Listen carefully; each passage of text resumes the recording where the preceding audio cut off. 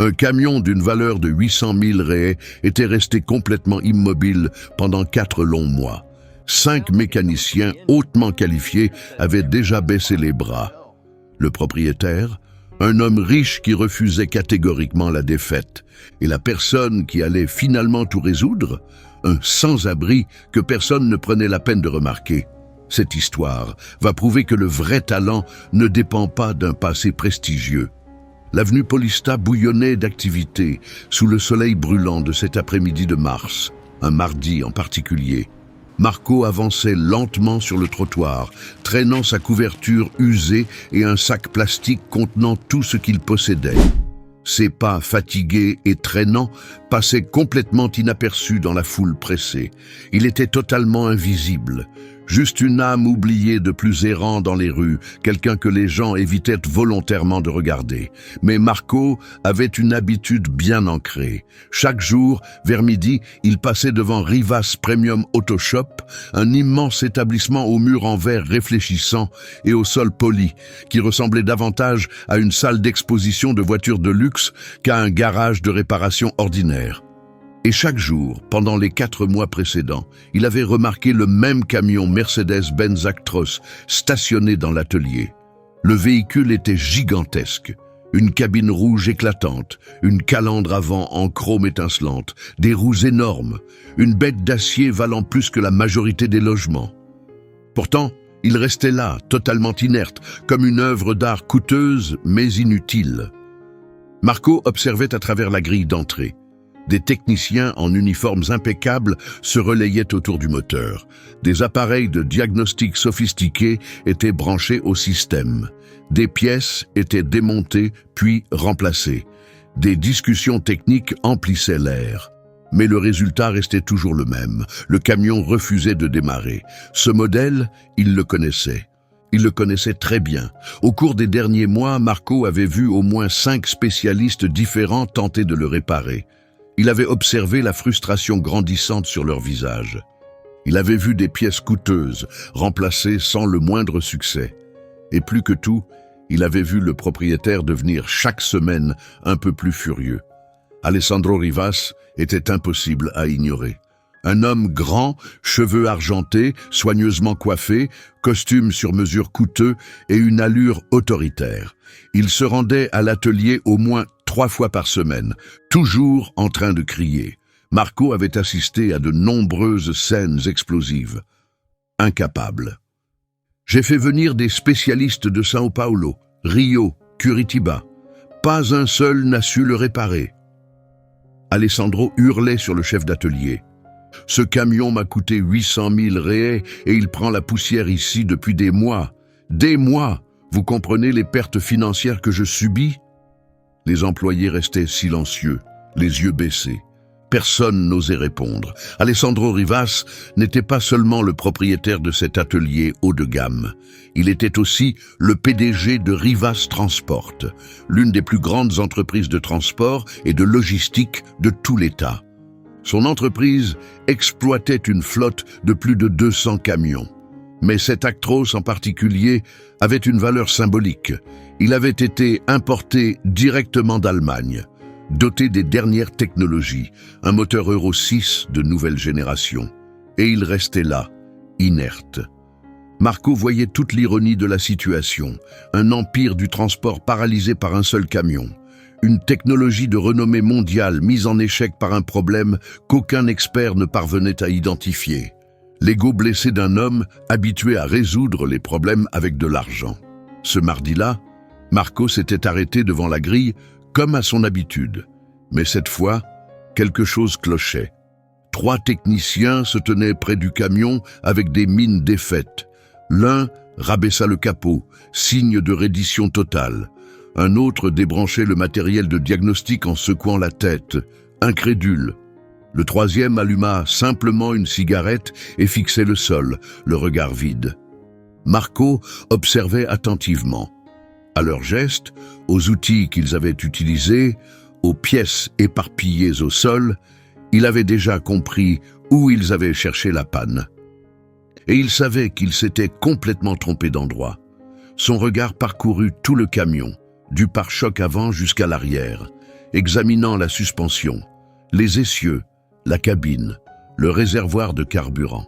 Puis ses yeux s'arrêtèrent sur un petit détail près du châssis. Un détail que n'importe quel technicien pressé aurait ignoré.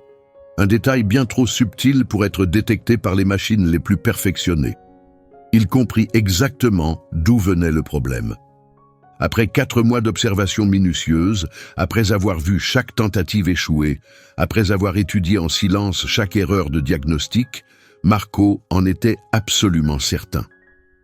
C'est alors qu'Alessandro Rivas sortit du bureau administratif, accompagné du responsable de l'atelier, un homme plus petit, au regard nerveux, tenant une planche à pince.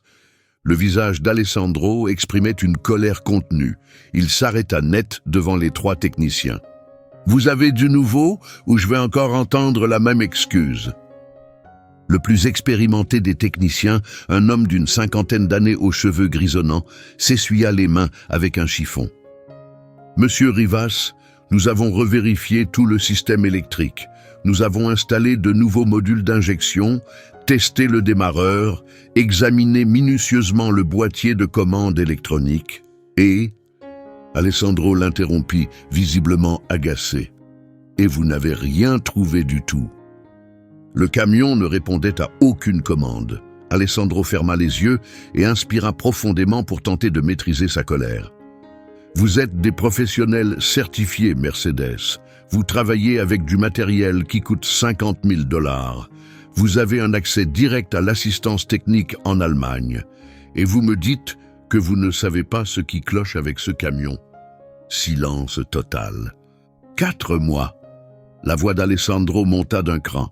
4 mois de pertes financières. Cet Actros devrait être sur la route, en train de travailler, de générer des revenus, de s'amortir. Et à la place, il est là, bloqué, en train de devenir une honte. C'est à ce moment précis que Marco sentit quelque chose changer en lui, un mélange de frustration et de possibilité. Il avait passé des mois à observer, en silence, à réfléchir. Il avait la solution que tous ces professionnels diplômés n'avaient pas trouvée. Mais il n'avait ni foyer, ni statut. Un homme sans domicile fixe, sans papier, sans la moindre crédibilité. Et pourtant, quelque chose le poussa à agir. Marco s'approcha de l'entrée de l'atelier. Le vigile, un homme corpulent aux bras croisés, lui barra immédiatement le passage. « Circule, mon gars. Tu n'as rien à faire ici. »« Je dois parler au patron, » dit Marco d'une voix rauque, celle d'un homme peu habitué à parler. Le vigile lâcha un rire bref. « Au patron? Tu veux parler à Alessandro Rivas ?» Il détailla Marco des pieds à la tête. La couverture sale, la barbe négligée, les vêtements déchirés.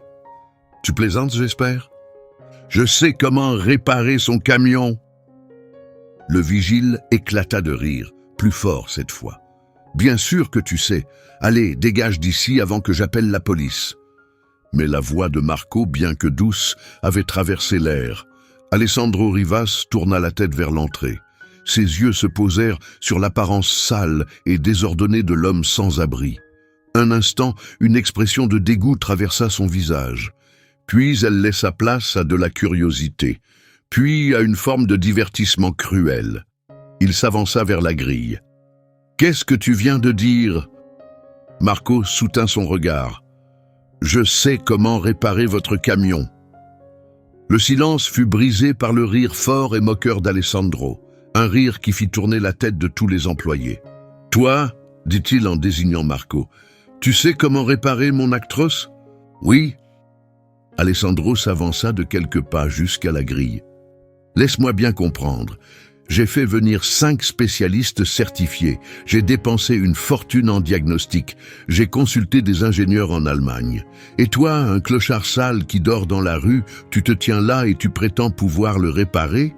C'est exact. » Alessandro éclata de rire de nouveau. Un rire qui résonna dans tout l'atelier. Les techniciens sourirent maladroitement. Le responsable baissa les yeux, gêné. « C'est formidable !» déclara Alessandro en applaudissant 2 fois d'un air sarcastique. « Le sans-abri va nous faire la leçon. Il va nous expliquer le fonctionnement d'un moteur Euro 6 de dernière génération. » Marco ne détourna pas les yeux. « Vous me laissez essayer, oui ou non ?» Alessandro Rivas avait bâti son empire d'affaires par ses propres efforts. Ou du moins, c'est ce qu'il répétait dans chaque interview, chaque discours de motivation, chaque dîner d'entreprise. Fils d'un modeste commerçant, il avait commencé avec un camion Scania d'occasion en 1998. Aujourd'hui, âgé de 52 ans, il dirigeait une flotte de 200 véhicules et générait 80 millions par an. Mais Alessandro n'avait pas seulement fondé une entreprise, il avait bâti une réputation. Une réputation d'homme qui ne tolérait aucune excuse, aucune faiblesse et qui réglait tous les problèmes par la force de sa volonté et ses ressources financières. Dans sa vision du monde, l'humanité se divisait en deux catégories, les puissants et les impuissants. Et lui, bien entendu, appartenait à la première. Le garage Rivas Premium était le reflet parfait de cette philosophie. Ce n'était pas simplement un atelier de réparation automobile, c'était une vitrine d'excellence opérationnelle. Sol sans carrelage de porcelaine brillant, murs en verre transparent, équipements importés, certifications internationales affichées fièrement à l'accueil. Même les uniformes des techniciens avaient été conçus par une agence de design spécialisée. Alessandro veillait à ce que chaque détail soit impeccable, sans défaut, de la plus haute qualité. À l'exception de ce maudit camion, le Mercedes-Benz Actros représentait son plus grand pari, importé directement d'Allemagne. Personnalisé selon ses spécifications, équipé d'un système de suivi par satellite, de dispositifs pour réduire la consommation de carburant et d'un climatiseur digital dans la cabine. Un investissement de 800 000 réais censé devenir le joyau de sa flotte.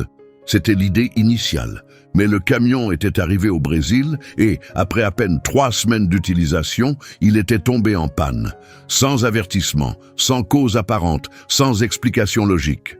Il s'était arrêté en pleine livraison et ne s'était jamais rallumé. Cela s'était produit 4 mois plus tôt. Depuis, Alessandro s'était obsédé. Il avait fait venir le directeur technique de Mercedes-Benz Brésil. Il avait payé une consultation avec un ingénieur allemand par visioconférence. Il avait autorisé le remplacement de pièces valant plus qu'une voiture populaire. Rien n'avait fonctionné, et chaque jour qui passait transformait ce camion immobile en symbole d'échec, une tache indélébile sur la réputation jusque-là irréprochable d'Alessandro Rivas. L'homme qui résolvait tous les problèmes, mais ce n'était pas seulement l'aspect financier qui le hantait. C'était tout ce que cette situation représentait. Alessandro ne supportait pas d'être vaincu, par quoi que ce soit, par qui que ce soit, et certainement pas par un tas de ferrailles et de câbles électriques. Et maintenant, en ce mardi précis, face à ce sans-abri à l'odeur repoussante, Alessandro ressentit quelque chose de plus fort que l'agacement. Il se sentit personnellement insulté. Comment cet individu, sale, édenté, imprégné d'urine et de misère, osait-il prétendre pouvoir réparer ce que des professionnels diplômés n'avaient pas su résoudre? C'était une insulte directe. « Tu sais quoi ?»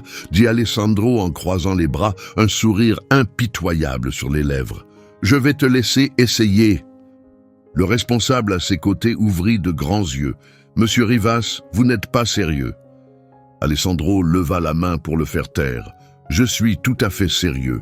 Ouvrez la grille. Laissez entrer le sans-abri. » Marco restait immobile de l'autre côté, attendant patiemment. Le vigile jeta un regard hésitant à Alessandro. « Monsieur, tu es sourd? Ouvre cette grille immédiatement. » À contre-cœur, le vigile désactiva le portail électronique. Il s'ouvrit lentement. Marco franchit l'entrée. Ses pas lents résonnant sur le sol brillant de l'atelier. Il détonnait complètement dans ce décor, une tache de crasse au milieu d'une propreté éclatante. Les techniciens reculèrent instinctivement, comme si la pauvreté pouvait être contagieuse. Plusieurs portèrent discrètement la main à leur nez. Alessandro tourna autour de Marco avec une exagération théâtrale, s'assurant que tous les employés étaient attentifs. « Regardez bien ici !» annonça-t-il d'une voix forte, pleine de sarcasme. « Aujourd'hui est un jour historique. Nous allons recevoir une leçon d'expert donnée par le professeur en personne. Comment tu t'appelles déjà ?»« Marco. »« Le professeur Marco » lança Alessandro en écartant les bras. L'homme qui va nous montrer ce que 5 spécialistes certifiés n'ont pas su découvrir. Des rires se répandirent parmi les employés. Aucun n'osa rire trop fort. L'humeur d'Alessandro pouvait changer d'un instant à l'autre. Mais le mépris se lisait clairement sur leur visage. Marco ne réagit pas du tout. Il regardait simplement le camion. « Alors, professeur, » poursuivit Alessandro, « expliquez-moi donc ce que vous, avec toute votre immense expérience de la rue, pensez être le problème de mon Actros. » Marco s'approcha de quelques pas du camion. Ses yeux parcoururent le véhicule lentement, méthodiquement. Ce n'était pas le regard de quelqu'un impressionné par une machine coûteuse. C'était celui d'un homme qui comprenait chaque boulon, chaque système, chaque spécification technique. « Puis-je examiner le dessous ?» demanda Marco d'une voix calme. Alessandro éclata de rire. « Le dessous, bien sûr. Examine tout ce que tu veux. Tu peux même prier pour le camion si tu penses que ça peut marcher. » De nouveaux rires s'élevèrent. Marco s'agenouilla. Ses genoux craquèrent en bougeant. Il se glissa partiellement sous le camion, le ventre collé au sol froid en béton. Il resta dans cette position pendant près de 2 minutes, sans prononcer un mot. Alessandro consulta sa montre, l'air de plus en plus impatient. « Eh bien, docteur, tu as trouvé quelque chose? Ou tu fais une sieste là-dessous ?» Marco ressortit de sous le camion. Ses vêtements déjà sales étaient maintenant couverts de graisse et d'huile moteur. Il se releva lentement, s'essuyant les mains sur son propre t-shirt. « Je dois ouvrir le capot », déclara Marco. « Ouvrez le capot pour notre génie », ordonna Alessandro en faisant un geste théâtral exagéré. Un des techniciens relâcha le mécanisme de verrouillage. Le panneau avant de l'Actros se souleva, révélant l'énorme moteur, un réseau complexe de tuyaux, de câbles, de capteurs électroniques et de composants chromés. Marco s'approcha. Son regard scrutait le moteur avec une intensité qui surprit tout le monde. Ce n'était pas l'expression d'un homme perdu ou dépassé. C'était un regard concentré, précis, clairement expérimenté. Il désigna un point précis près du bloc moteur. « Avez-vous vérifié le capteur de pression du système Common Rail ?» Un silence immédiat tomba. Le mécanicien le plus expérimenté cligna des yeux, surpris. « Oui, nous l'avons vérifié. Il fonctionne correctement. » « Et le module de contrôle d'injection ?»« On l'a remplacé 2 fois, » répondit un autre technicien d'une voix soudainement moins assurée. Marco secoua lentement la tête. Le module n'est pas le problème.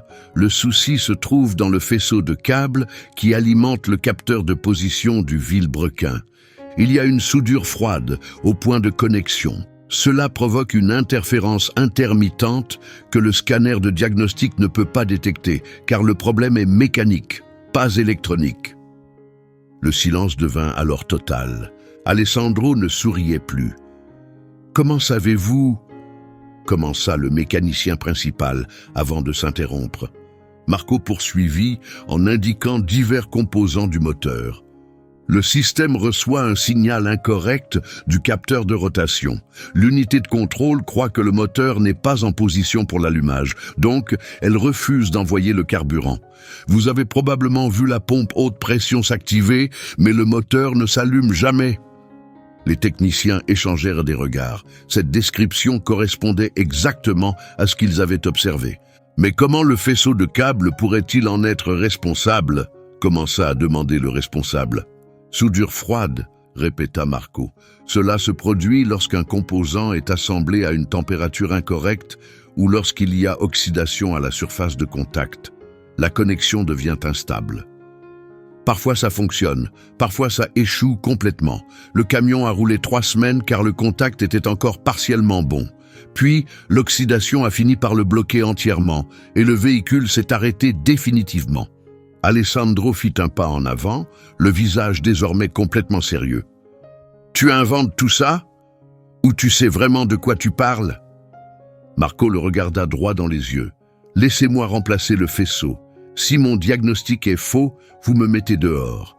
Si j'ai raison... » « Si tu as raison, alors quoi ?» demanda Alessandro les bras croisés. « Nous discuterons d'une compensation. » Alessandro laissa échapper un court rire sans joie, cette fois sans la moindre trace d'humour. Quelque chose avait changé dans l'atmosphère. Les moqueries avaient cédé la place à une attention étrange. Ce sans-abri parlait avec une réelle autorité technique. Il utilisait les bons termes. Son raisonnement était logique. « Quel montant demandes-tu » demanda Alessandro d'une voix plus calme. « Laissez-moi d'abord effectuer la réparation.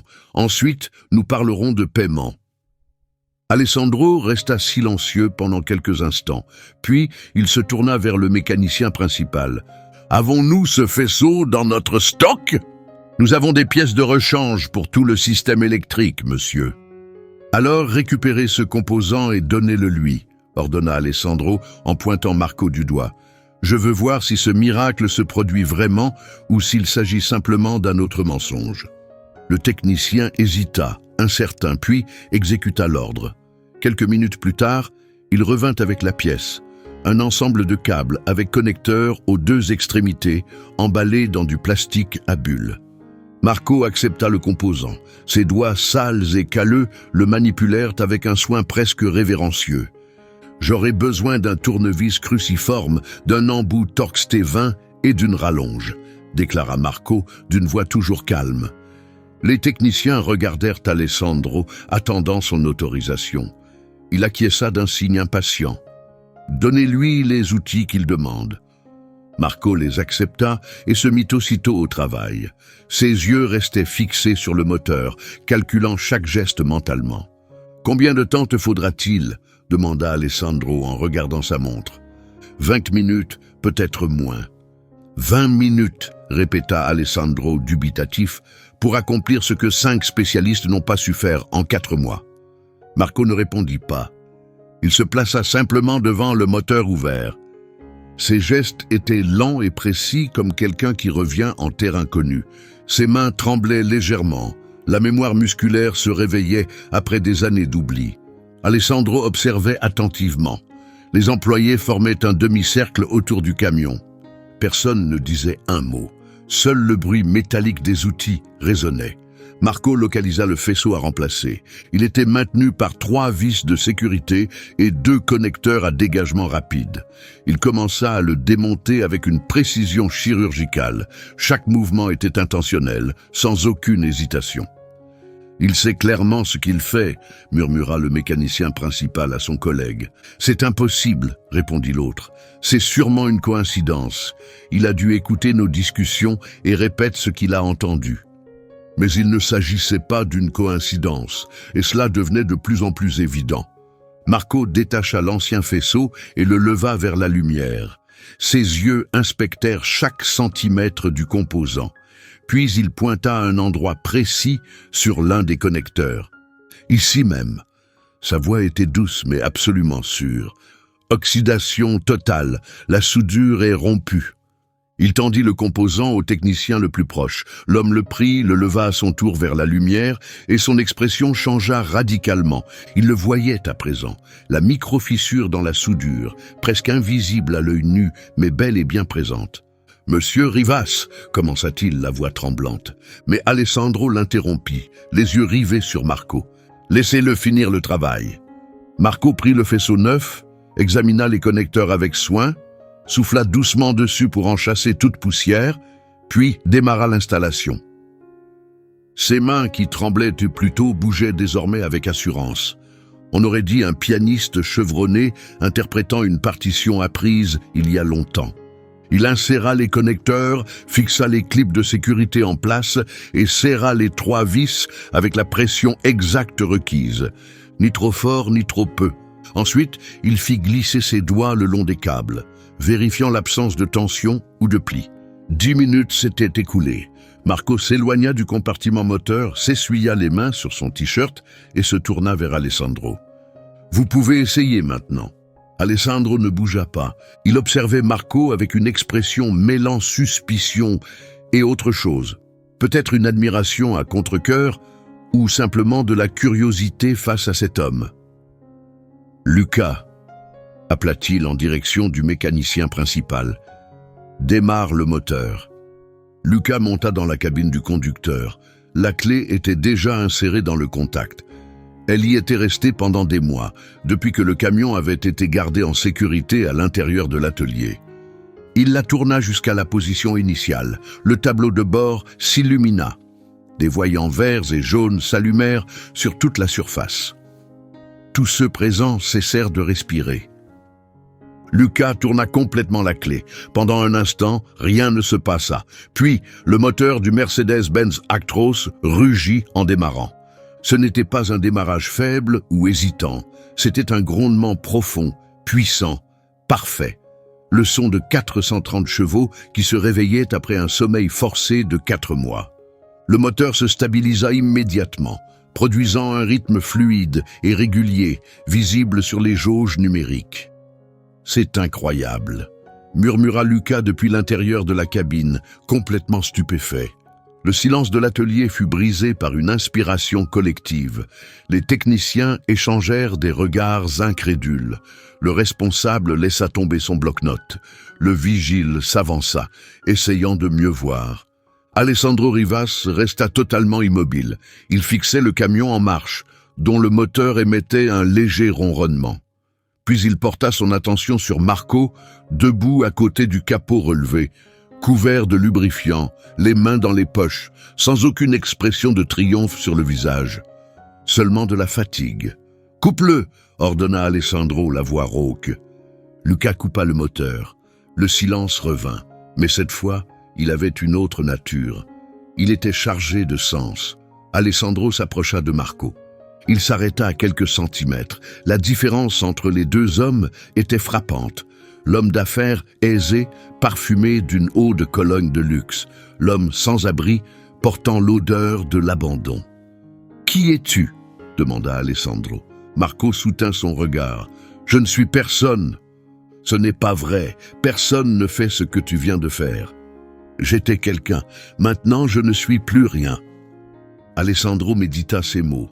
Un homme vivant dans la rue venait de résoudre en 15 minutes ce que des professionnels diplômés n'avaient pas réussi à faire en 4 mois. « Tu as déjà travaillé avec des camions ?» Marco resta silencieux. Alessandro sentit à nouveau la frustration monter, non pas à cause de la réparation réussie, mais à cause de la honte qu'il ressentait désormais. Il s'était moqué de cet homme devant tout le monde, et ce même homme venait de prouver qu'il était plus compétent que quiconque ici. « Combien veux-tu » demanda Alessandro, les mâchoires crispées. Marco leva enfin les yeux. « Tu as dit que tu me paierais le double de ce que je demanderais. Et j'ai bien l'intention de tenir cette promesse. Dis-moi le montant. » Marco inspira profondément. L'atelier entier était silencieux, chacun attendant avec impatience d'entendre la somme. Quelle est la valeur d'un miracle? Combien vaut le fait de remettre en marche un camion de 800 000 réais, 5 000, 10 000, 20 000? L'argent ne m'intéresse pas, déclara Marco. Les yeux d'Alessandro s'écarquillèrent. Pardon? Je ne veux pas de ton argent. Alors qu'est-ce que tu veux exactement? Marco observa les alentours. Les techniciens en uniforme impeccable, les équipements coûteux, l'atelier étincelant. Puis il regarda ses propres mains sales, ses doigts abîmés, ses ongles cassés. « Je veux une chance. » La déclaration résonna dans l'atelier comme un coup de feu. Alessandro resta silencieux pendant un long moment. Son visage passa par plusieurs émotions, étonnement, confusion, malaise. Il s'attendait à un montant. L'argent, il pouvait en donner, l'argent c'était facile, il suffisait de signer un chèque. Mais une chance, c'était tout autre chose, bien plus compliqué. « Une chance », répéta Alessandro d'un ton inhabituel. « Exactement, je veux un travail, je veux recommencer à faire ce que je sais faire. » Les techniciens se regardèrent, incertains. Le responsable se frotta la tête, ne sachant comment réagir. Le vigile resta à l'entrée, observateur silencieux d'un événement inattendu. Alessandro sentit une lourde pression naître dans sa poitrine. Ce n'était pas de la colère, ce n'était pas de l'agacement, c'était quelque chose qu'il n'avait pas ressenti depuis bien longtemps. C'était de la honte. Il avait traité cet homme de vagabond. Il s'était moqué de lui en pleine figure. Il l'avait traité comme un déchet devant tous ses employés. Il avait transformé l'humiliation en spectacle public. Et maintenant, cet homme n'avait aucun intérêt pour l'argent. Il voulait retrouver sa dignité.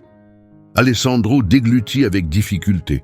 Son orgueil, ce même orgueil qui avait bâti un empire et détruit des relations personnelles, lui restait coincé dans la gorge. Devant tous ses employés, le responsable, les techniciens, le vigile, devant tous ceux qui avaient ri avec lui. Alessandro Rivas fut contraint d'affronter une vérité désagréable. Il avait jugé cet homme uniquement sur son apparence, et il s'était complètement trompé. « Toi » commença Alessandro, mais sa voix se brisa. Il se racla la gorge pour continuer. « Tu possèdes des papiers d'identité ? Oui, ils ne sont plus à jour, mais je les ai encore. Tu as un logement ? Marco fit non de la tête. Alessandro ferma les yeux, inspira profondément. Lorsqu'il les rouvrit, son expression avait changé. L'arrogance avait disparu. Quelque chose de plus humain l'avait remplacé, quelque chose de sincère. Quel est ton nom complet ? Marco Herrera. Alessandro fit un geste vers le responsable. Note ça, Marco Herrera. Puis il se tourna de nouveau vers Marco. Lundi matin, à 8 heures, tu te présentes ici. Je m'occuperai de ton contrat, de ton uniforme de travail et... Il marqua une pause. Et d'un logement temporaire jusqu'à ce que tu puisses te rétablir. L'atelier était plongé dans un silence total. Pas un seul mouvement. Marco regarda Alessandro, les yeux brillants, mais retenant ses larmes. « Je vous remercie. » Alessandro hocha la tête, incapable de trouver les mots. Il se détourna rapidement et marcha vers son bureau. Il ne voulait pas qu'on voie son visage à ce moment-là. Mais avant d'entrer, il s'arrêta sur le pas de la porte et se retourna. « Marco, oui, toi, tu as sauvé mon entreprise aujourd'hui. Ce camion à l'arrêt me coûtait une fortune. Je te dois bien plus qu'un simple emploi. » Marco secoua la tête. « Tu ne me dois rien. Tu m'as donné exactement ce que j'avais demandé. » Alessandro resta là quelques secondes de plus. Puis, il entra dans son bureau et referma la porte derrière lui. Dehors, les employés commencèrent lentement à se disperser, encore en train de digérer ce qu'ils venaient de vivre. Marco resta près du camion, observant ses mains pleines de graisse. Pour la première fois depuis des années, elles avaient fait ce pour quoi elles étaient faites. Pour la première fois depuis des années, il s'était reconnecté avec l'homme qu'il était autrefois. Le week-end passa lentement pour Marco. Il dormit sous le même abri que d'habitude, mais quelque chose avait changé en lui. Pour la première fois depuis des années, il ressentait de l'espoir. Le dimanche soir, Marco se lava dans les toilettes publiques d'une station-service. Il se frotta le visage, arrangea ses cheveux avec ses doigts. Il n'y avait pas de miroir, mais il fit de son mieux. Le lundi, à 6h30 du matin, Marco se tenait déjà devant les grilles de l'atelier Rivas Premium. Le portail était encore fermé. Il attendait sur le trottoir, tenant son sac avec ses papiers d'identité. À 7h40, le vigile arriva. Le même homme qui avait tenté de le faire partir. Le garde le regarda avec surprise. « Tu es vraiment venu ? » ?»« Je t'avais dit que je viendrais. » Marco entra lorsque le portail s'ouvrit. L'atelier était vide et silencieux. Il se plaça à côté de l'Actros rouge, le camion qui avait changé toute sa vie. À 8 heures précises, Alessandro Rivas arriva. Il descendit d'une Mercedes noire, impeccablement vêtue comme toujours. Il aperçut Marco et s'arrêta. « Tu es venu ?» demanda Alessandro. « Oui. » Alessandro hocha la tête en guise d'approbation et se dirigea vers son bureau.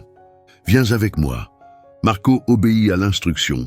Il entra pour la toute première fois dans le bureau administratif, un grand espace aménagé avec des meubles en bois sombre, des équipements informatiques modernes et des diplômes professionnels accrochés au mur. Alessandro s'installa sur la chaise derrière son bureau. « Assieds-toi, montre-moi tes papiers. » Marco sortit de son sac sa carte d'identité et son livret de travail. 2 documents usés, décolorés, à peine lisibles. Il les tendit à Alessandro avec des mains tremblantes. L'homme d'affaires les examina attentivement. Ses yeux parcoururent les informations imprimées. Marco Herrera, né en 1970. Il tourna les pages jaunies. Poste d'aide mécanicien, puis superviseur technique, ensuite responsable de maintenance. Il leva les yeux. Tu travaillais chez Transbrasil Logistique. Marco acquiesça d'un signe de tête. Pendant combien de temps? 12 ans. Alessandro continua à consulter les documents. La dernière entrée date de 2006. Cela fait 19 ans. Il fixa Marco droit dans les yeux. Que s'est-il passé ensuite? Marco détourna le regard. La vie. Ce n'est pas une réponse valable. C'est la seule que je peux donner. Alessandro resta silencieux. Il aurait pu insister, exiger une explication complète. Mais quelque chose dans les yeux de Marco indiquait clairement que c'était un sujet trop douloureux. Très bien, je vais faire refaire tes papiers, organiser un examen médical et te fournir un uniforme. Alessandro se leva de sa chaise. D'abord, tu dois te laver et mettre des vêtements propres. Il conduisit Marco jusqu'au vestiaire. Il ouvrit un casier et lui remit des vêtements propres. Un jean, un t-shirt bleu, des chaussures de sport. Va prendre une douche. Tout ce qu'il te faut est à l'intérieur. Quand tu as terminé, viens me retrouver dans l'atelier. Marco accepta les vêtements. Ses mains tremblaient. Pourquoi fais-tu tout ça pour moi? Alessandro s'arrêta sur le pas de la porte, lui tournant le dos. Parce que tu m'as prouvé que j'avais tort. Et parce que je dois devenir quelqu'un de meilleur. Il partit sans attendre de réponse. Marco resta là, seul.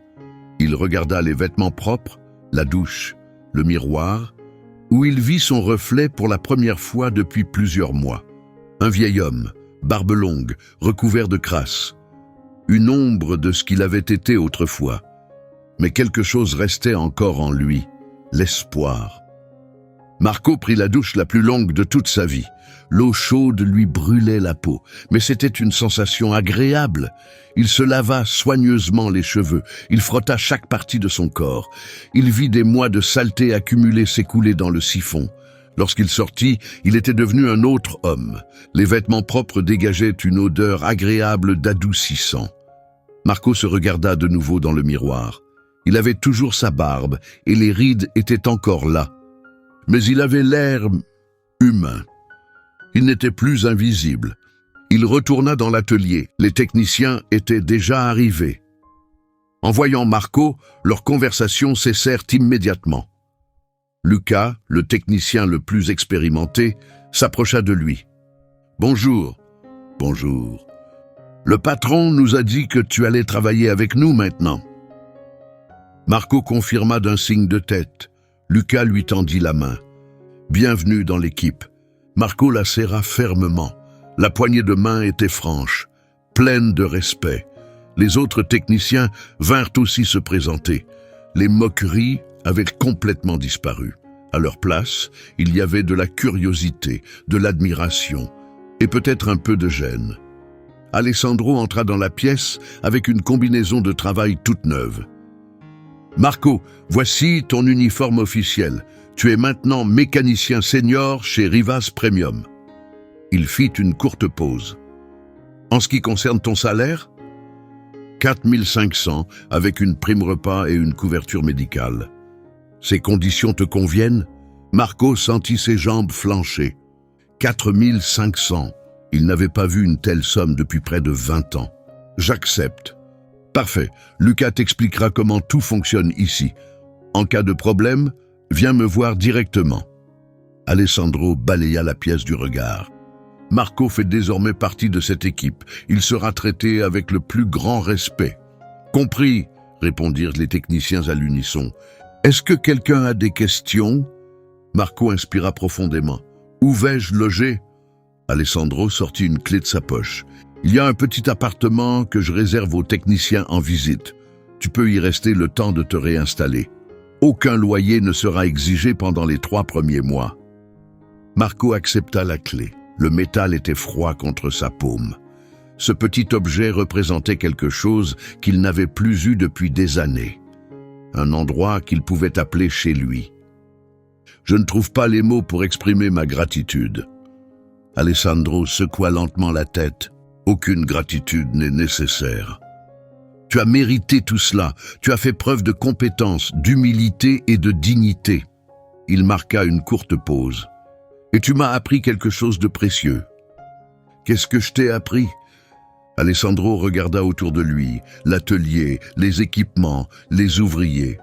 Puis il fixa Marco, un homme qui avait tout perdu sauf son savoir-faire et sa dignité. Que la vraie valeur n'a absolument rien à voir avec l'apparence, et que je jugeais les gens de la mauvaise manière. Les premières semaines de Marco chez Rivas Premium furent une période d'adaptation silencieuse. Il arrivait toujours 15 minutes en avance. Il portait sa combinaison bleue avec respect et soin. Et il accomplissait ses tâches avec un niveau d'engagement qui impressionna même les techniciens les plus expérimentés. Lucas, le mécanicien le plus ancien de l'équipe, prit naturellement le rôle de guide. Il lui expliqua les protocoles internes, les fiches d'entretien, le système de gestion des pièces.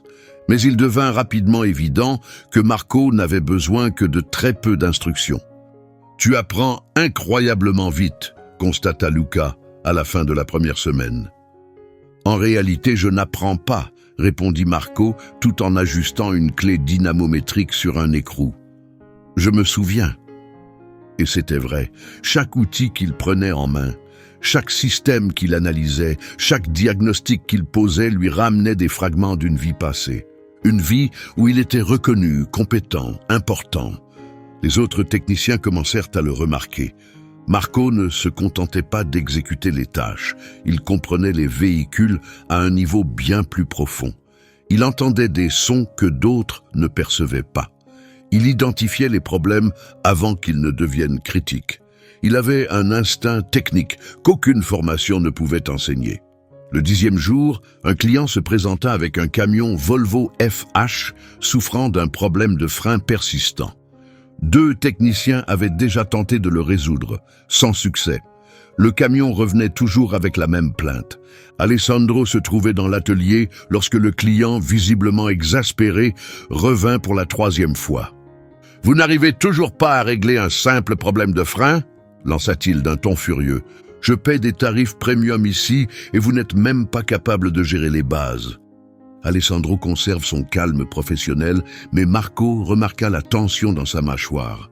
L'homme d'affaires détestait recevoir des plaintes. Il détestait toute forme d'échec. « Monsieur Torres, nous allons régler cela immédiatement », lui promit Alessandro. Mais à la lecture des rapports d'intervention, la déception des techniciens était visible. Ils avaient déjà remplacé les plaquettes, les disques, purgé le liquide, vérifié l'ABS et contrôlé les composants hydrauliques. Tout semblait fonctionner parfaitement à l'atelier. Mais sur l'autoroute, le problème réapparaissait. Marco observait à distance, en s'essuyant les mains avec un chiffon. Il avait écouté toute la conversation. Il avait reconnu les symptômes décrits. Il s'approcha de Lucas. « Puis-je jeter un œil ?» Lucas regarda vers Alessandro qui acquiesça d'un signe de tête. Marco s'approcha du Volvo. Il n'examina pas directement les freins. Il monta d'abord dans la cabine du conducteur. Il s'assit derrière le volant et ajusta le rétroviseur comme s'il allait conduire. Puis, sans démarrer le moteur, il appuya plusieurs fois sur la pédale de frein. Il resta concentré, évalua la résistance, puis il descendit et se dirigea vers l'arrière du camion. Il s'allongea au sol et observa sous le châssis. Il resta dans cette position moins de 2 minutes. Lorsqu'il se releva, son expression avait changé. Une certitude absolue. « J'ai identifié le problème », annonça Marco. Tous se tournèrent vers lui. Le client sceptique, les techniciens surpris, Alessandro, tous totalement concentrés. « Le souci vient de la valve régulatrice de pression située sur l'essieu arrière », expliqua Marco. Elle est mal calibrée. Quand le camion est à vide, elle fonctionne normalement. Mais une fois chargée, la pression est mal répartie et les freins perdent de leur efficacité dans les virages. Le technicien qui avait déjà travaillé sur le camion fronça les sourcils. « Mais nous avons testé cette valve. »« Vous l'avez testée alors que le camion n'était pas chargé », intervint Marco. Son ton restait respectueux, mais ferme. Le problème ne se manifeste que lorsque le véhicule porte du poids. Il faut recalibrer la valve selon la capacité de charge maximale prévue pour ce modèle précis. Un silence total suivit. Le client se tourna vers Alessandro. Son diagnostic est-il correct? Alessandro regarda Marco droit dans les yeux. Quelque chose se lisait dans son expression. De la confiance, peut-être même de la fierté. Si Marco dit que c'est ça le problème, alors c'est que c'est bien ça. Nous allons faire la réparation. Marco consacra l'heure suivante à travailler sur la valve régulatrice. Il recalibra les réglages de pression. Il fit des essais avec un poids simulé. Il ajusta chaque paramètre avec précision. Une fois le travail terminé, il invita le client à faire un essai avec le camion en pleine charge. 20 minutes plus tard, ils revinrent à l'atelier. Le client descendit de la cabine avec une expression totalement transformée. « Absolument parfait !» déclara-t-il en tendant la main vers Marco. « 3 ateliers différents n'ont pas su résoudre ce problème. Vous l'avez réglé en 1 heure. » Marco accepta la poignée de main, mal à l'aise face au compliment. Une fois le client parti, Alessandro convoqua Marco dans son bureau. « Assieds-toi. » Marco s'assit, nerveux. Il n'était pas certain de ne pas avoir dépassé les limites en s'impliquant. Alessandro resta silencieux un moment, se contentant de l'observer. Puis il sourit. Un vrai sourire, sans aucune moquerie. « Tu viens d'éviter que je perde un client que j'étais sur le point de perdre. Tu sais combien il dépense ici chaque année ?» Marco fit non de la tête. 120 000 réés. Il possède une flotte de 15 camions. Et chacun d'eux est entretenu chez nous. Alessandro se pencha au-dessus du bureau. « Tu viens de préserver 120 000 réés de chiffre d'affaires avec une seule valve de pression. Je n'ai fait que mon travail. » Non, tu as fait bien plus que ça. Tu as démontré un niveau d'expertise que même des mécaniciens diplômés n'ont pas. Alessandro hésita un instant. « Où as-tu appris tout ça, Marco? Tu ne m'as jamais raconté toute ton histoire. » Marco regarda vers la fenêtre. Dehors, l'Actros rouge était garé. Le camion qui avait bouleversé sa vie. J'ai travaillé pendant 12 ans chez Transbrasil. J'ai commencé comme aide. J'ai terminé comme responsable technique d'une flotte de 80 camions. Sa voix était douce, chargée de souvenirs. J'étais compétent. Exceptionnellement compétent. Et ensuite? Marco garda le silence. Alessandro ne le pressa pas. Il attendit, simplement. Ma femme est tombée malade, finit par dire Marco, la voix tremblante. C'était un cancer. J'ai dépensé tout ce que j'avais pour ses soins. J'ai vendu la maison. J'ai vendu la voiture. J'ai emprunté de l'argent. Rien n'a suffi. Il s'essuya les yeux avec le dos de la main. Elle est morte et moi, je n'ai pas supporté la perte. J'ai sombré dans la dépression. J'ai commencé à boire. J'ai perdu mon emploi. J'ai tout perdu. Alessandro sentit une pression dans sa poitrine. Il avait jugé cet homme. Il s'était moqué de lui. Il l'avait traité comme s'il ne valait rien. Et cet homme avait tout perdu, par amour. Marco, Inutile de dire quoi que ce soit, l'interrompit Marco en séchant ses larmes. Tu m'as donné une chance quand plus personne ne m'en aurait donné. C'est plus que ce que je méritais. Tu mérites bien plus que tu ne l'imagines, déclara Alessandro avec conviction. À partir de maintenant, tu es notre superviseur technique principal. Tu superviseras les cas de diagnostic les plus complexes. Ton salaire sera de 6 500. Les yeux de Marco s'écarquillèrent de surprise. Monsieur Rivas, N'essaye pas de discuter avec moi. Tu as déjà prouvé ta valeur à 3 reprises. Avec l'Actros, avec le Volvo, et chaque jour où tu arrives ici avec 15 minutes d'avance. Alessandro se leva de sa chaise et lui tendit la main. Tu n'es pas simplement un mécanicien, Marco. Tu es un véritable maître dans ton domaine. Marco lui serra la main, trop submergé par l'émotion pour prononcer un mot. Lorsqu'il sortit du bureau, les autres techniciens étaient rassemblés à l'extérieur. Lucas fut le premier à l'aborder. « Superviseur maintenant, c'est ça ?» dit-il avec un sourire chaleureux. « Parfaitement mérité. » Il n'y avait aucune trace de jalousie dans sa voix, rien que du respect sincère. Ce soir-là, Marco rentra dans l'appartement qu'Alessandro avait organisé pour lui. Il était petit, modeste, mais c'était le sien. Il prit une douche, se prépara un repas simple, puis s'installa sur le canapé. Pour la première fois depuis des années, Marco se permit de pleurer. Mais ses larmes ne venaient pas du chagrin. C'étaient des larmes de soulagement, de gratitude, d'un nouveau départ. Il était tombé au plus bas, avait tout perdu, sa famille, son logement, son estime de soi, son identité. Mais maintenant, il remontait lentement, pas après pas, et tout cela était arrivé parce qu'un homme orgueilleux avait tiré des leçons de ses erreurs, et parce que Marco avait refusé d'abandonner la personne qu'il était vraiment. 3 mois s'étaient écoulés depuis que Marco avait franchi pour la première fois les portes de Rivas Premium. Et tout avait changé, pas seulement pour lui, mais pour tout le fonctionnement de l'atelier. Marco avait désormais gagné le respect de tous ceux qui l'entouraient. Ses connaissances techniques s'étaient révélées extrêmement précieuses. Il résolvait des problèmes que d'autres considéraient comme insolubles. Il formait les jeunes techniciens et était devenu la personne à qui chacun s'adressait lorsqu'une situation complexe se présentait. Mais la transformation la plus marquante ne concernait pas Marco. Elle concernait Alessandro Rivas, lui-même. Le chef d'entreprise avait commencé à porter une attention plus grande à la manière dont il interagissait avec les autres. Pas seulement avec Marco, mais avec chaque employé. Il remarquait les regards inquiets quand il haussait la voix, la façon dont les gens baissaient les yeux lorsqu'il passait près d'eux. Et cette réalité commença à le troubler profondément.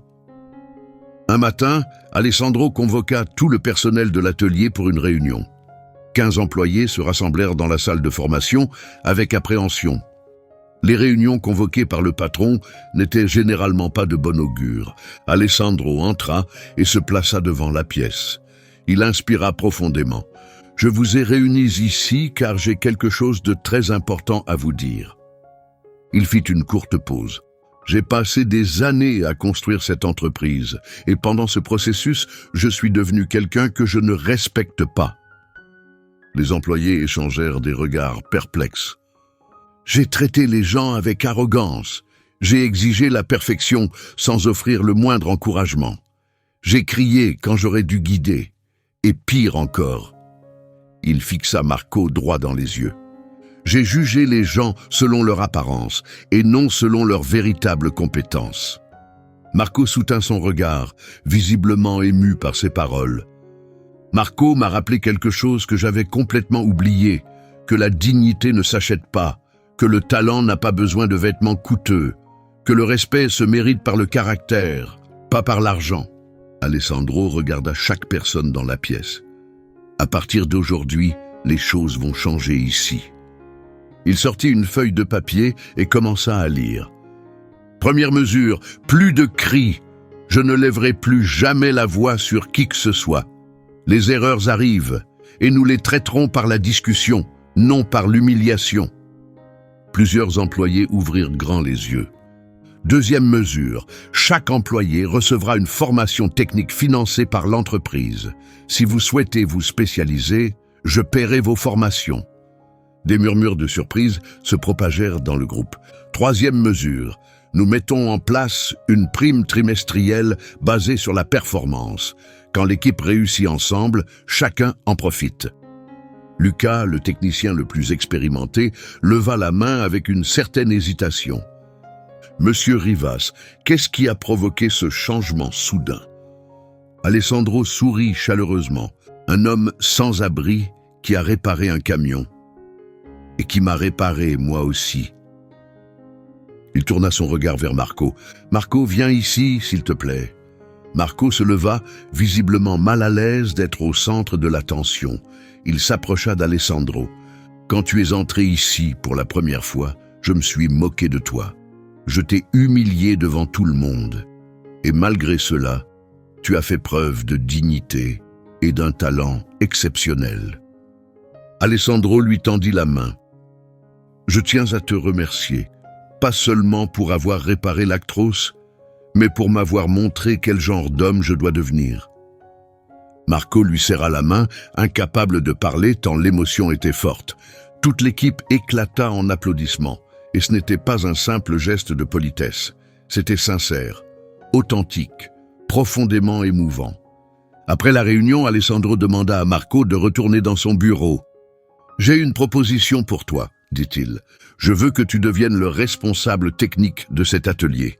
Le salaire sera de 9000 réais avec un véhicule de fonction et une part des bénéfices. » Marco s'assit, complètement abasourdi. « Responsable ? Tu assumes déjà les responsabilités de ce poste. Je veux simplement l'officialiser. Luca est un excellent technicien, mais même lui reconnaît que tu as une vision qu'il n'a pas. » Alessandro se pencha en avant au-dessus du bureau. « De plus, j'ai l'intention d'agrandir l'entreprise. J'aimerais ouvrir un autre site.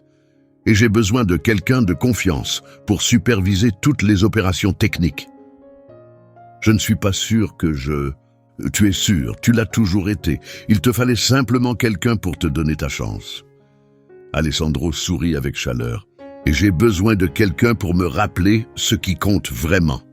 Acceptes-tu ce poste ?» Marco baissa les yeux vers ses mêmes mains qui, 3 mois plus tôt, tremblèrent de faim et de désespoir. À présent, elles étaient stables, capables, pleines de valeur. « J'accepte. » Alessandro tapa sur le bureau avec satisfaction. « Parfait, lundi, nous rendrons tout cela officiel. » Lorsque Marco sortit, il s'arrêta dans la cour de l'atelier. Il regarda l'Actros rouge, le camion qui avait marqué son retour à la vie. Luca s'approcha. « Alors, patron, c'est vrai que tu vas devenir le responsable. »« On dirait bien. » répondit Marco, ayant encore du mal à réaliser. « Entièrement mérité. Tu as sauvé cet atelier d'une situation difficile. » Luca pose sa main sur l'épaule de Marco. « Je crois que tu as aussi sauvé le patron. Il est devenu un autre homme, plus humain. » Marco jeta un œil à travers la fenêtre du bureau. Alessandro parlait au téléphone, mais toute sa posture avait changé. Moins raide, plus détendue. « Les gens ont la capacité de changer, dit Marco. Plus pour lui-même que pour Luca. Ils peuvent se transformer s'ils trouvent la bonne raison. » Ce soir-là, Marco contacta un refuge qu'il avait connu durant ses années dans la rue. Il parla avec la personne responsable. « Je veux contribuer, faire un don d'une partie de mon salaire, et je veux créer des opportunités. Si vous connaissez quelqu'un avec une expérience en mécanique, je lui offrirai une chance. » La femme à l'autre bout du fil resta silencieuse, émue. « Marco, tu ne peux pas imaginer ce que cela représente pour nous. »« Si, je le peux, » répondit-il doucement. « J'ai vécu cette vie moi-même. » Après avoir raccroché, Marco se permit un sourire. Le cercle était en train de se refermer. On lui avait donné une chance. À présent, il offrirait des chances aux autres, car au fond, c'était cela qui avait vraiment de la valeur. Non pas la quantité d'argent qu'on possède, mais le nombre de vies qu'on réussit à améliorer. 6 mois après le jour où Marco avait réparé l'Actros, Rivas Premium était complètement transformé. Le changement ne se voyait pas dans les équipements ou les murs. Il se sentait dans l'ambiance générale. Les employés souriaient plus souvent. Ils accomplissaient leur travail avec enthousiasme, sans peur. Alessandro appelait chacun par son prénom tous les matins. Il demandait des nouvelles de leur famille. Il écoutait attentivement leurs idées et suggestions. L'atelier était devenu un lieu où les gens avaient vraiment envie de travailler. Et les résultats financiers reflétaient clairement cette transformation. La satisfaction des clients avait augmenté de 40%. Les avis en ligne étaient massivement positifs. De nouveaux contrats arrivaient chaque semaine. Ce matin-là, en septembre, Alessandro convoqua Marco dans son bureau. Mais Alessandro n'était pas seul. Un homme en costume formel était assis à côté de lui. Visiblement un avocat, à en juger par son allure. « Marco, permets-moi de te présenter Maître Sebastian Cruz, mon avocat personnel. Il a préparé plusieurs documents qui nécessitent ta signature. » Marco s'assit, nerveux. Dans son passé, les documents n'avaient jamais été porteurs de bonnes nouvelles. Alessandro fit glisser une chemise vers lui sur la table. « Vas-y, ouvre-la !» Marco ouvrit la chemise. Il lut la première page, puis passa à la seconde. Ses yeux s'écarquillèrent de surprise. « C'est un contrat de partenariat. » Alessandro confirma d'un signe de tête. 15% de Rivas Premium t'appartiennent désormais. Ce n'est pas de la charité. Tu les as gagnés par ton travail. Tu as complètement transformé cette entreprise. Tu mérites aussi d'en être propriétaire. Marco fixa les documents, puis regarda Alessandro, totalement bouleversé. Je ne peux pas accepter ça. Tu le peux, et tu le feras, répondit Alessandro d'un ton ferme, mais avec un sourire. De plus, le nouveau site que nous préparons à ouvrir, tu en seras le responsable, et tu détiendras également 15% de cette structure. Marco sentit les larmes lui monter aux yeux. 6 mois plus tôt, il dormait dehors, sur le trottoir. Il ne possédait absolument rien. Il était invisible aux yeux du monde, considéré comme sans valeur par tous. Et maintenant, il devenait copropriétaire d'une entreprise valant plusieurs millions. « Pourquoi fais-tu tout cela ?» demanda Marco, la voix tremblante d'émotion. Alessandro se leva de sa chaise et se dirigea vers la fenêtre. Il regarda la cour de l'atelier où les techniciens travaillaient en parfaite coordination. « Parce que tu m'as sauvé, Marco. Pas seulement mon camion. Tu m'as sauvé en tant qu'homme. » Il se retourna vers Marco. « Je devenais quelqu'un de terrible. Riche, mais profondément malheureux. Les gens me craignaient au lieu de me respecter. Je construisais un empire vide à l'intérieur. » Il revint vers le bureau et s'assit nonchalamment sur son rebord. « Tu m'as montré que j'avais oublié ce qui a vraiment de la valeur, l'humilité, la compassion, la simple décence humaine. » Alessandro sourit chaleureusement. « Aujourd'hui, mes employés me saluent sans crainte. Ma fille a recommencé à venir me voir. Elle dit que je parais plus serein. Même mon sommeil est devenu plus paisible. » Marco essuya ses larmes. « Tout ce que j'ai fait, c'est réparer un camion. Tu as réparé bien plus qu'un simple véhicule. Tu as réparé une famille entière. Tu as réparé tout un système de travail. Et par-dessus tout, tu as réparé un homme complètement brisé de l'intérieur. » Alessandro tendit la main. « Alors, partenaire, acceptes-tu cette offre ?» Marco la serra avec force. « J'accepte !» Ils signèrent les documents. Maître Sebastian Cruz servit de témoin officiel. Et une fois toute la paperasse légalement finalisée, Alessandro sortit une bouteille de champagne cachée dans un petit réfrigérateur. « Portons un toast », dit-il en remplissant 2 verres. « Un toast à quoi exactement ?» demanda Marco. « À la rédemption, aux jugements erronés qui se transforment en sagesse, et aux sans-abri qui possèdent plus de richesses spirituelles que la plupart des millionnaires. » Ils entrechoquèrent leurs verres. Plus tard dans la journée, Alessandro réunit tous les employés dans la cour. Une certaine nervosité flottait dans l'air. Ce type d'annonce annonçait souvent de grands bouleversements. Alessandro monta sur une petite plateforme improvisée. « Tout le monde, j'ai une annonce importante à vous faire. Marco est désormais officiellement partenaire de Rivas Premium. 15% de cette entreprise lui appartiennent. » Des applaudissements éclatèrent immédiatement. Luca étreignit Marco avec fierté. Les autres techniciens vinrent un par un lui adresser leurs félicitations. Quand l'ambiance festive se calma, Alessandro reprit la parole. « Mais j'ai une autre nouvelle. À partir d'aujourd'hui, tous les employés travaillant ici depuis plus de 2 ans recevront une part des bénéfices. Ce n'est pas un geste de charité, c'est une juste reconnaissance de votre contribution. Chacun d'entre vous a contribué à construire cette entreprise à mes côtés. Vous méritez de partager ses réussites. » Un moment de silence précéda une explosion de joie. Plusieurs employés pleurèrent sans retenue. Alessandro leva la main pour demander le silence. « J'ai fondé cette entreprise il y a 20 ans avec l'objectif de devenir riche. Et j'ai atteint cet objectif. Mais à un moment donné, j'ai oublié de rester humain. Marco m'a rappelé qu'un succès sans compassion est en réalité un échec. » Il regarda chaque employé dans les yeux. « Je vous remercie de ne pas m'avoir abandonné à l'époque où j'étais un patron exécrable. Et j'adresse ma gratitude la plus sincère à Marco, qui m'a montré que la dignité vaut plus que tout l'argent du monde. » Marco fut invité à prendre la parole. Il monta sur la plateforme, mal à l'aise d'être le centre de l'attention. « Je ne suis pas doué pour les discours, » commença-t-il, « mais je sais parfaitement ce que signifie être reconnaissant. Il y a 6 mois, je n'avais absolument rien. Aujourd'hui, j'ai un emploi, un logement, ma dignité retrouvée et des gens qui se soucient de moi. Il regarda ses collègues. « Vous êtes devenus ma famille !» Il prit une profonde inspiration. « Si vous traversez une période difficile, je vous en prie, ne baissez pas les bras. On m'a tout pris, absolument tout. Mais une seule opportunité a suffi à changer ma vie. Et maintenant, je veux offrir ce même cadeau aux autres. » De nouveaux applaudissements résonnèrent dans tout l'atelier. Quand chacun retourna à ses tâches, Marco resta debout près de l'actros rouge.